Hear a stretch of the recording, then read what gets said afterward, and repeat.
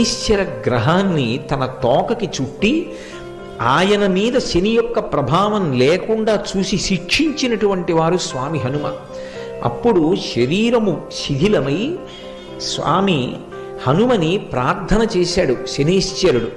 అయ్యా, నీ చేత నేను ఇప్పటికే చాలా హింసింపబడ్డాను, నన్ను నీ తోక నుంచి విడిపించు, నీకేం కావాలడుగని అడిగాడు.